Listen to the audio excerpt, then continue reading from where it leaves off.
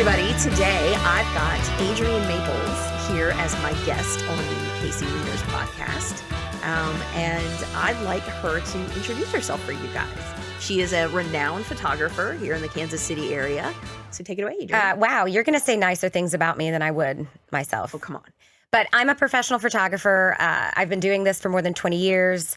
I learned on film and have evolved as the media has changed. So I consider myself an AI novice. Okay. I'm also a speaker, an educator, all things photography my clients come to me for. So talking about evolving your work and you as an artist, you're on a couple of boards here in town. Can you tell me more about some of that? That's right. Yeah. So I'm on the board at the Kansas City Artists Coalition, and I'm also serving on the board for AIGA, which is the American Institute of Graphic Arts. Oh, cool. We don't actually call it that anymore. That's just the acronym. It's really about designers of all walks of life. Okay. And on that board, I serve on the committee for Kansas City Design Week. So I am actually putting together, hold your horses, I am putting together an AI event for next year's Kansas City Design Week, which will take place in April. And this is a big deal for me because I was very resistant to AI. Okay. Very, very resistant. All right. So, yeah, we have a wide audience here. So Right. let's talk about that. Well, so it goes back to learning on film. Mm-hmm. I evolved on film. I was in art school, and they hammered it into my head that you capture everything in that one frame. So it was even hard for me to move past shooting my film to digital camera and then embracing Photoshop. So many people ask me to put their heads on Brad Pitt's body. I get that a lot, actually. We don't do that. I want you to look like you. And it's only been in the last year, believe it or not, that I started thinking past that one frame that I shoot and thinking, all right, I can shoot this in 5 frames and blend them together in Photoshop. Okay. That was I don't know why it was so hard for me to get on board with that. I guess because I think I'm a bit of a purist when it comes to film and photography, and I believe in authenticity. Mm-hmm. I really pride myself on being authentic and being honest with my clients. And I feel like photography lies. Now we have Instagram filters and people slap filters on everything to make a mediocre photo decent. And I'm a firm believer in using your camera to get an amazing photo. Use all of the elements that you have in your camera, your lighting, get a great shot. And then use Photoshop to push it to the next level. You know, we all, even children have bags under their eyes now. So because digital is so unforgiving. So there is a little bit of post-processing that's involved in any photograph. But to take it a step further, to think about, shooting in the snow, for instance. Mm-hmm. Shooting in the snow and getting a person to freeze in the snow, not freeze literally, but to have that perfect moment of the person in the snow falling. That is a really hard thing to do in one frame. Mm-hmm. So one of the first images I did where I embraced Photoshop and this idea of combining images together was an artistic photo that I created of a little girl in the snow holding a lantern. I've seen that one. It's actually 4 or 5 frames blended together. So that started with, I took a photo of the scene. I had to light. You can't get snow unless you light it and you have a dark background. So I lit the scene, shot my scene, got my snow. Mm-hmm. That was how I started. And then I brought my subject in. Because also I have a little girl. I don't want to freeze her in the snow. Right. So I brought her in and I did a number of different expressions. I had her holding a lantern just to get that feel that I wanted, this magical, her searching for something was the ultimate goal. And so before I went out in the snow, I already had this idea. I'd storyboarded out kind of this idea that I wanted. So now we have AI. AI can do everything I just told you with prompts. Right. So you have done a lot of different things over the years. You started off as full-blown woman-owned business wedding photographer. Right. Can you give me just a little bit of an intro of what you're doing now? Like you've come like massively. You know, there's a lot of photographers now that start their business in weddings. Mm-hmm. When I first started out more than 20 years ago, that was not a cool thing. It was not cool to start with weddings. Now I kind of own it. You know, I built my business on the back of weddings. The clients that I've collected over the years, collected is the right word, but the clients that have stuck with me throughout the years, a lot of them I met through a wedding. Yeah. And then people that have hired me, you know, even recently, I just had a new commercial client hire me who remembered me. She was a bridesmaid at a wedding 15 years ago. Oh, wow. So I built my business on the back of weddings. And that really was just the way to be shooting all the time. Weddings were really challenging because not only did I have to be great with my camera, with my lighting, but you have to be great with people and you have to constantly move. So it really taught me how to pivot, how to make things work even if something broke, to find light, you have to keep moving through a wedding. And I really feel like that helped me have a strong basis after art school. So, the art school gave me the photography background, but throwing myself into weddings taught me how to deal with people, how to run a business. And since then, I still do a few weddings. Mm-hmm. You have to know me, you have to know somebody. Yeah. And it's just because it's such a laborious process. If Right. I accept a wedding, I am 10 hours it is a sport. Right. And it takes me days to recuperate. Well, and you're doing a lot more different types of art these days. Like that was looking at all right, I'm just going to lay this out there. Like you say, maybe it's not cool to start with weddings or it wasn't, but here's the deal. You are a working artist and that is, that's like what everybody wants to get Right. to. So It's true. I think it's pretty awesome. And you're right. After graduating from art school, it's really hard to see who you are as an artist. Mm-hmm. I think that every artist has imposter syndrome to a degree. And it was hard for me to say I'm an artist. It's still hard for me to say I'm an artist. Mm-hmm. I still feel like I need to qualify it, but I do less of that now. If I meet someone, they want to know more about what I do, they can go look at my work. They can decide whether they think I'm any good or not. I'm not in the business of qualifying my art anymore. Yeah. But yes, I would say that photography was a way to pay the bills and to take care of my family. I was the primary breadwinner. That's amazing. It was challenging, but it had to be done. And I was doing photography. So, hey, I can't complain that much. Right. But from that grew everything else. Photography is my life. I live and breathe photography. I can't help but look at beautiful light. My daughter gets annoyed. She's like, Mom, stop pointing out beautiful light. But I see it everywhere I go. I think about how I would photograph things.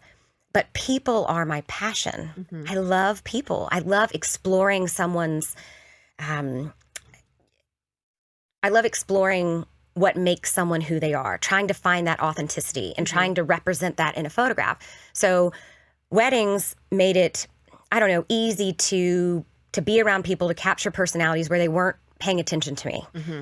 When you're doing portraits, people are very aware of the camera. So it's a different ball game. But I think what makes me really good at what I do is my ability to make myself vulnerable with my clients, to get them to relax, and then they're allowed to be authentic. They can be themselves. They don't look like, I make the joke that when you do the weird eyes and you smile, people look like a serial killer. And that's the concept. I'm like, hey, you look like a serial killer. You got to relax. Take a deep breath. And then using, people are the central focus of what I do. But now businesses will hire me and they want me to craft a certain look for them. Mm-hmm. And, that requires me to be a creative problem solver. It's more than just a photographer. I'm styling people. I'm a psychologist. You've got people that are angry about something on a photo shoot and I have to kind of mitigate the situation in order to get the best shot. All of it is about getting that moment, capturing that moment. Do we bring a lot of all that stuff that's under the surface? Does that show up in your face when you're, it does. when you're capturing? People if you put a camera in front of somebody's face, Mm-hmm.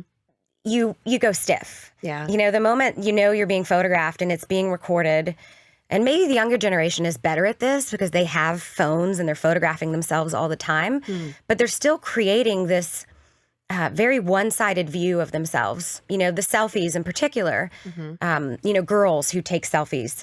And they take 1 million selfies and they post that one photo online. They're looking for something very particular that they want to say about themselves. When I'm photographing people, I'm trying to capture their essence. I don't want to capture that one photo where they think they look sexy or, hey, I look hot. I look beautiful in that photo. I want to capture a well-rounded image of someone. And it can be challenging with business people because maybe they see themselves one way. And I have to kind of take all that information in my initial consult. How do they see themselves? How do they want to present themselves? And then when I have them behind the camera, I have to light them in a way. Sometimes it's more dramatic lighting. Sometimes it's more flattering lighting. all of that plays a part into the story that I want to tell about the person. So that's my passion. It's always been my passion, shooting people.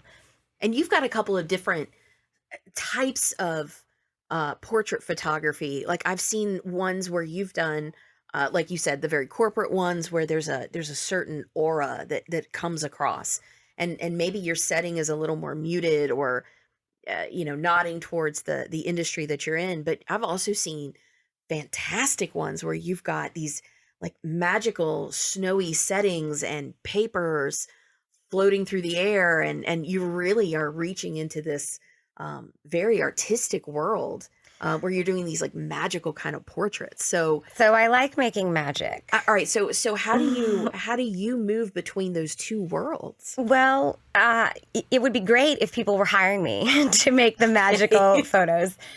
At the moment, I do have a few clients that see my magical work and they want to bring something that into their photographs like that.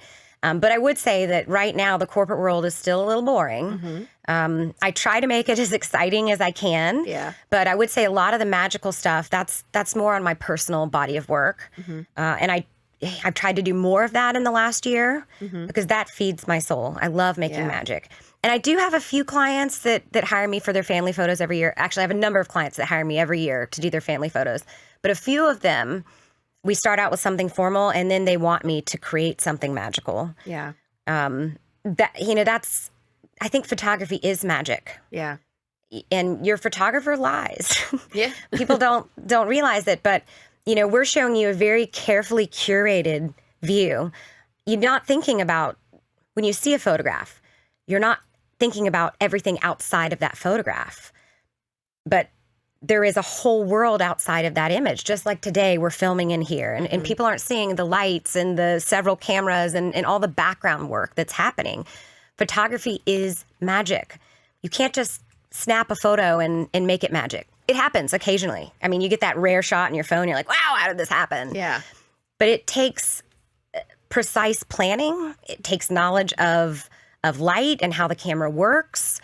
And even as we move into this new age of AI, where we can generate all sorts of things, I think that the true photographers still have to have the base understanding of light, how it works, and how it can be flattering or how it can be demonstrative. Light is a really powerful tool, and the camera is a very powerful tool, but your photographer is in every photo. People don't think about that, but I am in every picture I take. You don't see me, but I am there. Well, we're seeing your vision captured in a moment and displayed for the world to see. Right. And that's something that I think when you talk about portraits, especially with your kids or, as a business owner, how you want your perception to be received, you need somebody who can key into how to visualize those stories. Right. It is. It's a visualization. It is creative problem solving. Yeah. Because I can't tell you how many times I show up on set. The client has this very specific idea of what we're going to create. They've sent me pictures on Pinterest, and I show up on the scene, and there's nothing at all that looks like the Pinterest scene that they want me to create. Yeah. So I have to extrapolate. All right. So this was the scene that they wanted. What's the idea that they want to present? And hone in on that idea and try to creatively problem solve to still create that idea without necessarily mirroring everything that they're finding in this image on Pinterest. Okay. And you mentioned children. I just want to say it real quick. Yeah. Children are my favorite. Oh, really? Okay. I love photographing children because they're so unaware of themselves. Yeah. Adults, the moment you put a camera in front of them, we get all weird and stiff. It pulls us out of the moment. But children, they'll pick their nose in front of you. They just don't care. They run around. Toddlers are so expressive. And that's, even though it doesn't pay like commercial shoots do, it is the most fun for me. And it's exhausting. I'm not going to lie. It is exhausting chasing children around. But it's still my favorite thing to do. And those are very limited windows of time to capture some of those things. Oh my gosh, absolutely. There was a saying on the wall growing up that had it was a poem about cobwebs can wait and dust your sorrows. Babies don't keep. Yeah. Babies don't keep. That was the end of the babies don't keep. And as a child, I read that over and over and I thought, I don't understand this. And now as an adult, I get it. Yeah. Nothing keeps. We're constantly aging and changing and entering new chapters in our lives. We think about it more when we have children. Mm-hmm. But the truth is, we're constantly different people. You know, you don't wake up tomorrow the same person that you were today. It's just the fact. Change is inevitable. Growth is optional. Yeah. So I like to think about that with my photography. I think that's another thing that really got me into this was I want to capture fleeting moments. Yeah. You know, I see the world with rose-colored glasses. I have since I was a child. Yeah. I can't change it. Well, I mean, that's what makes you you. And that's your unique outlook on things. It's true. I think it's gotten me into trouble sometimes, you know, believing in the wrong people. But, you know, I think we all do that to a degree. But I wouldn't change that about myself. Right. So graduating from SCAD, you jumped right into the entrepreneur world before it became a thing. You started your own company. I did. I actually started my business while I was still in school. Okay. My senior year at Savannah College of Art and Design, I had a wonderful teacher who encouraged me. Everyone else in the class was doing animation, and he said I could build a website. So I built my own website. I launched my business. I very quickly built a name for myself in the Southeast. I got a magazine cover my first year in business, which... That's right. You were on the cover of Southern Living. It was Southern Bride magazine, actually. I'm sorry. But it was a huge honor for me. I won the Pilsner Awards. I got a third place in the Pilsner, which is an international competition. That was the first or second year I was in business. And that really helped validate that I was doing something worthwhile. Yeah. And then I chose Kansas City. I visited Kansas City, and I swear it wasn't more than a half an hour in the city before I thought, you know, this is where I want to be. I love this town. The people were amazing here. I felt like I was home. I really, this is home. I grew up in the South, born and raised, but Kansas City is home. I don't consider myself a Southern girl anymore. I consider myself a Midwestern Kansas City lover. And there's so many reasons. I'll try to whittle it down for you. You know, first I'm going to say the people that I've met here are some of the most amazing people I've ever met. The values that they hold, their loyalty, their honesty, their tenacity has been a godsend for me because I didn't experience that when I lived in the South. I built my business down there, but it was like pulling teeth. It was very hard to get the labs to do what they said they were going to do. It was hard to get, it was just challenging. It was a different world and also slow. It felt like it was slow and I move fast. I talk fast. I get things done. Let's move fast.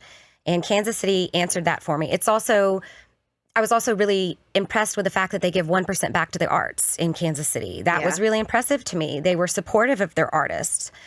So I felt like it only made sense for me to move somewhere that was going to support me as an artist, but also offered me a really great place to grow as a business. So being here now, what unique opportunities or challenges do you see for Kansas City in the coming years? Well, since I moved here in 2005, I knew that Kansas City was going to be a mecca. I just knew it was up and coming and like a hidden gem. People, when I say Kansas City, they imagine tumbleweed. I've had a number of friends. I'm like, what are you? No. I would like to keep we have buildings. I know. It's amazing here. It's strange. I vacillate between wanting to share it with the world and also wanting to keep it hidden because I don't want it to be ruined by the world. I've kind of heard that from other people too. It's true. But I see us becoming the next big tech hub. And for a number of reasons. One, I think that the people here, the diversity that we accept in our community is parallel to none. It was something I never experienced in the South. So a number of really great things are coming to Kansas City. And I'm sure a lot of your listeners, if they're Kansas Cityans, they know that the World Cup is coming in a couple of years. Ted Lasso really put us on the map as well. Ted Lasso is one of my favorite shows. It's awesome. I think it's quintessential Kansas City. But we were also just listed on a federal list for one of the 30 tech hubs in the United States, which means that we're getting funding. We're growing in momentum. Technology is taking off here. That sounds stupid, but technology it's building. There's momentum in Kansas City. There's been momentum since I arrived in the city, but it's only been growing. There's a lot of communities in this area for like different things. And I know there's a big AI and tech community here too. Right. And that's where I've turned my sights moving forward. Okay. Because AI is something that we can't pretend doesn't exist. Okay. It's here. All the things that we watched on Star Trek when we were kids, I'm waiting for the holodeck. That would be amazing. Oh yeah, I think everybody's It would waiting be for so the great. And holodeck. also the food, the synthesized food that's just created. I mean, we're already 3D printing houses. The minute I don't have to make food again, it's going to be It's going to be like. amazing. So talking about how much you love about it, you've mentioned a few things. What's one thing that you love the most about Kansas City, and what makes it stand out from other cities that you've lived in or been in? Because you've That's been a really around, good question. you've visited a lot of places. Big puffy clouds. Okay. No, there was a list of things that I wrote down when I first visited the city, and I still go back to that list. Big puffy clouds was something on the Really? list. Yes.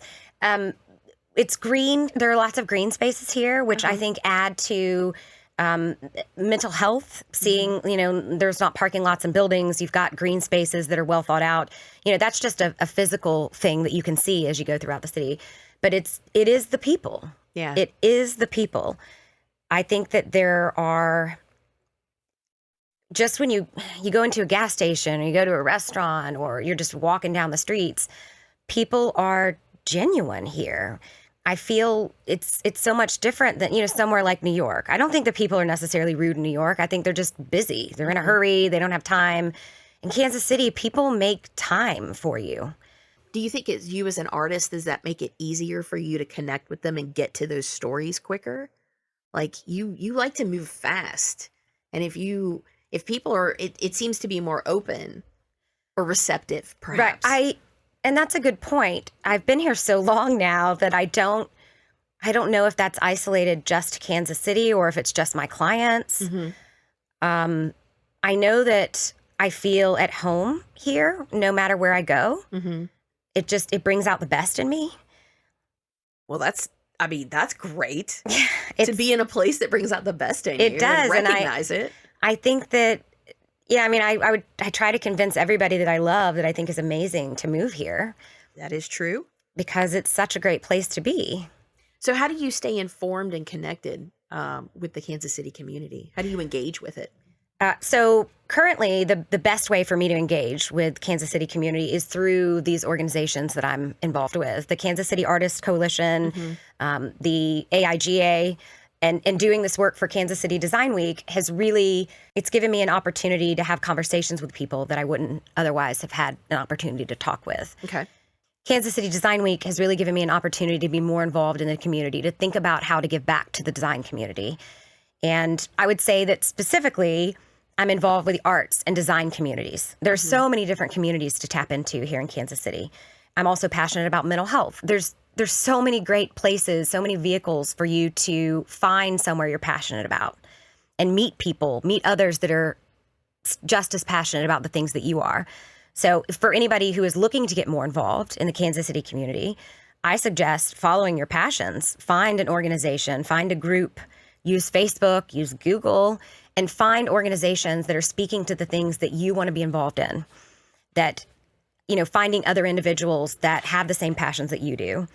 I have heard from some of my clients that are moms. After they've become a mom, they've said, oh, it's so hard to meet people. You get really isolated. You get isolated. Yeah. And I think that's easy to do in any city. And since I've heard it about Kansas City, I know that this is not just a Kansas City thing. This is a worldwide thing. I feel like it's a lot easier to be more involved in Kansas City. I think that if you join a group or you find a community, I think that, at least in my experience, I've been welcomed with open arms. That's great advice. Like I was going to ask you, what's one actionable piece of advice you would give to our listeners about getting involved? And I think what you're saying there about just going and just doing it, a lot of people have a resistance to that. Well, it's scary. I had people advise me to just go to networking events. Just go to every networking event that you can find. That makes sense for some people. It doesn't make as much sense for me because it needs to be very catered to the passions and the communities that I want to be involved with. So I think that if you hone it down more into, well, what's my passion? What do I want to talk about? What people do I want to meet? How do I want to grow myself in the next direction? Right now, it's tech, it's AI. I want to learn everything that I can learn about it. I want to learn how to use it, the opportunities that they're out there. And I want to be an advocate for its like fear, the fear that people are putting out. about AI. Yeah. Because everybody that all of my friends that aren't really involved in it, the moment I mention AI, they're the doom and gloom Terminator, Right. some sort of apocalyptic scenario. Right. I want to change people's attitude. I don't want people to live in fear. Fear can drive you to do great things, but it also can keep you isolated. It can keep you from doing from reaching your potential. And I see that with AI. I see so much potential, so much opportunity, so many positive things that can come from it. But people are focusing on the fear factor. And I think that's just because we're inundated with it. We're inundated with the fear. So maybe they need Adrienne's vision and what she sees the future could be. Get some of that mojo going on. The positivity. Of just going right to the Terminator outcome. I think it makes it a lot easier to exist if you keep a positive mindset. I'm not always positive. Don't get me wrong. I have to fake it a lot of times. There have definitely been days that I have a photo shoot and I'm just thinking, I don't feel like. But the moment I get there and I get into my zone, the real Adrienne comes out. I think that it's really easy to hear fear, things that make us afraid, and to latch onto that and bring us down. And that keeps us from moving forward. That stalls our momentum. And what I see in Kansas City is all this positive momentum that's building, especially when it comes to AI in the tech industry. I see us becoming a leader, and I want us to be a positive leader. And I would love to contribute to that. I want to be part of anything positive Kansas City that I can be.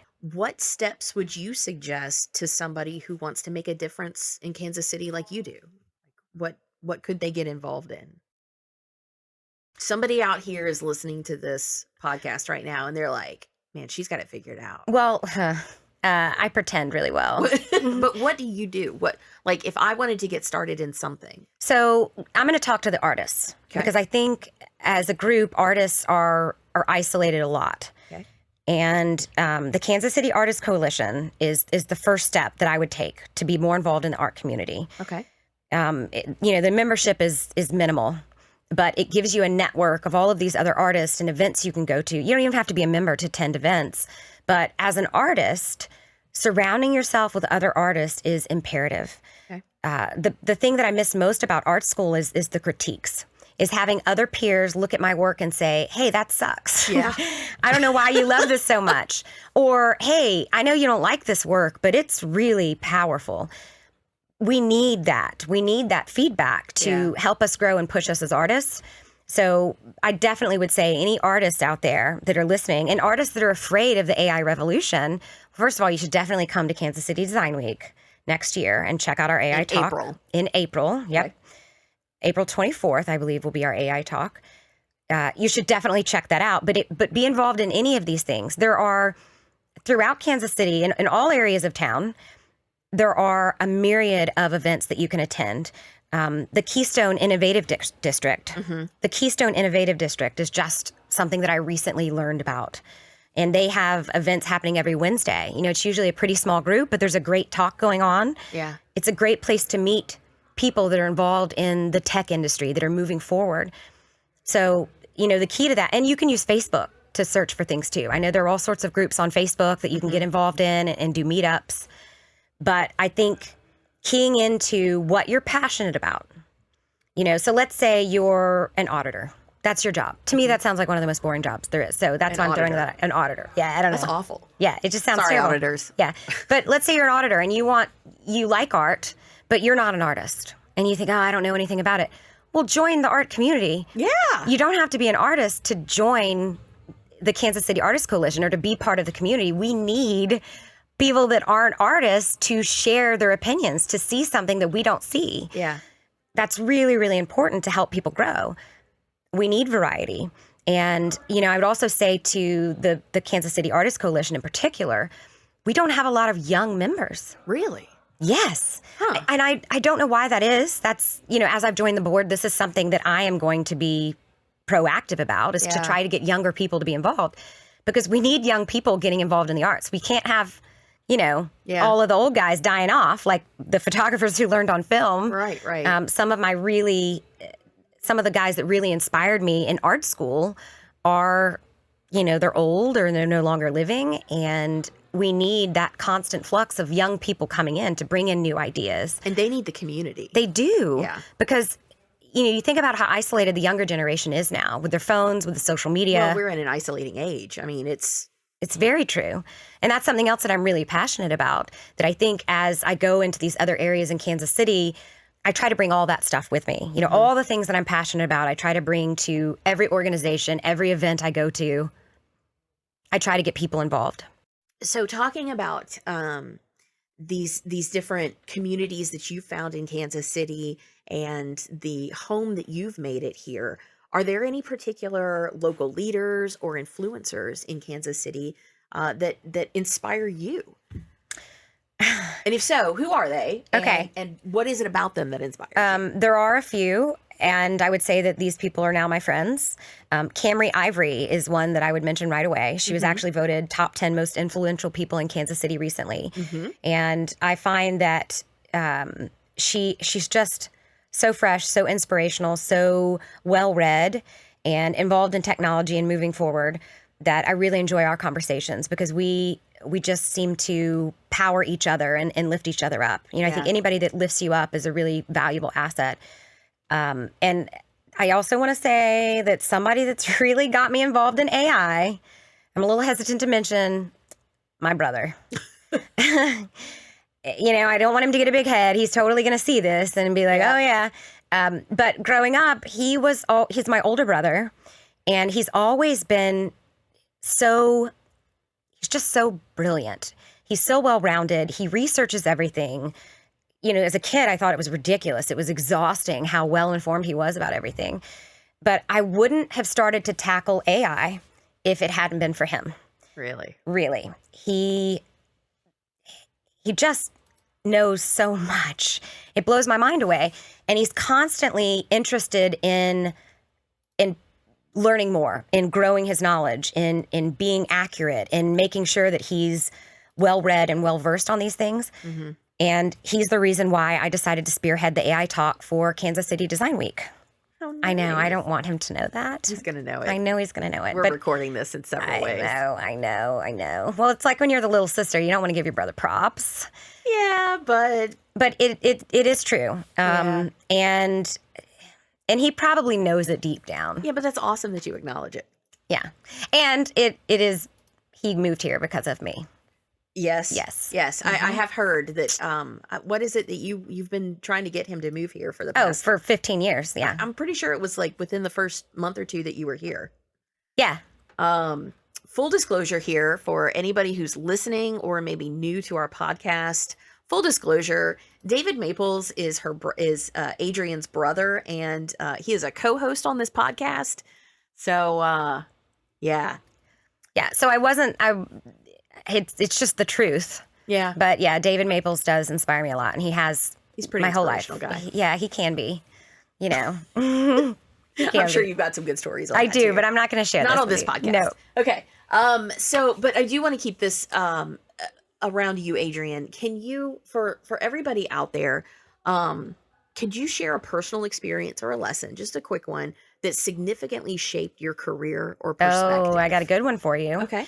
My intro to photography teacher told me I would never be any good. Yeah. She told me I would never be any good. And it was because I'm not great with numbers, and photography is numbers. The first camera that I shot with was actually overexposing everything by a couple of stops. And I had no idea, because I was using the meter in my camera. Everything's manual. And when I went in for our quarter review for her intro to photography class, she told me, "You'll never be any good at this. You probably should." And she may not have said those exact words, but everything that she was telling me, yeah, that's what I heard. And she was essentially encouraging me to find maybe another art career that I could pursue. And that really hurt, but it also lit a fire in me, because I wanted to prove to her that she didn't know what she was talking about. And then, lo and behold, a few years later, when I was a senior and I started my business, she called me to photograph her wedding. Get out. Really? Yeah, she did. And Did she know it was you? She didn't. She knew I was a student, but she didn't remember that. Of course, she didn't remember this conversation. And of course, I told her I was busy. I wasn't about to shoot her wedding. But that was that really, it said something to me. And I think it should say something to everyone else. We're told that we're not good at something. We're never going to be good at this. But think about the people that rise to the top. It's failure that makes us better. It's failure that teaches us how to succeed. Well, and what were you saying earlier about fear? Yeah, the fear holds you back. You shouldn't let the fear hold you back. And Lord knows it holds me back all the time. I don't want to say Lord. The fear holds you back. Hang on. But it didn't that time. It didn't that time, but it almost did. I did think about dropping out, but there really wasn't an option. So that's a massive, that's a great, okay. So that would have a massive effect on the trajectory of your life. It did. And you listened to that, or I guess I listened to it, but I get the better of you. Yeah. And maybe if I didn't have the push externally, I didn't want to fail at college. It said I wanted to go to this really expensive, prestigious art school. I didn't want to fail. I didn't want to quit. I'm not a quitter. With that, what role do you hope to play in the future of Kansas City? I just want to be part of it. I don't really know. I probably need to manifest that a little bit more. But I do see myself as a very positive person, a go-getter, and I just want to be part of it. I think that it takes an army to make something like this happen. It takes a village to raise a child, they say. And this is absolutely true. And I really believe that Kansas City as a community has everything it needs to take us to the next level, to be on the map as a tech community. I really fundamentally believe that. And from the day that I came to Kansas City and decided I wanted to move here, it's only proven me right over and over and over again. And it just continues to get better. That's awesome.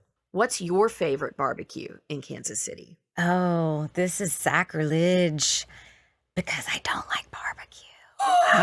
I know, but you're here. You have to eat it, right? Where's your favorite place to eat? Bobby Q's. Really? Bobby Q's on Shawnee Mission Parkway. Okay, so for somebody who's not a huge I don't fan like of barbecue, yeah, I'm Bobby not a huge. Q's is the place to go. Bobby Q's, yeah, and it's Bobby Q's. It's a little hole in the wall place, but it's great. And I'd never had the fried corn things. I know you would think from the South you would have, but I never had that before. And the first time I had it was at Bobby Q's. Okay, so you do like barbecue. Only from that place. Okay. Adrienne, I wanted to thank you for being on the show. Anybody who wants to follow Adrienne, see her work, see what she's been up to, or get involved in the communities that she's a part of, hop on our website. We'll have all our information up there for Adrienne, her website. If you're looking to take lessons, that's something that Adrienne can also offer. So hop on the KC Leaders Podcast website, and we'll have everything written up for you. And make sure to take the lessons to heart. It's a scary thing to be an artist. You really have to put yourself out there and be vulnerable in a big world. So don't be afraid. Join your communities and get involved. Thanks, Adrienne. Thank you. Thank you for listening to the KC Leaders Podcast. Please remember to like, share, subscribe, and leave a review wherever you listen. For more information about this podcast, you can visit kcleaderspodcast.com. And don't forget to check out our other great podcasts like The Buck Stops Here, streaming now on all major platforms and at thebuckstopsherepodcast.com.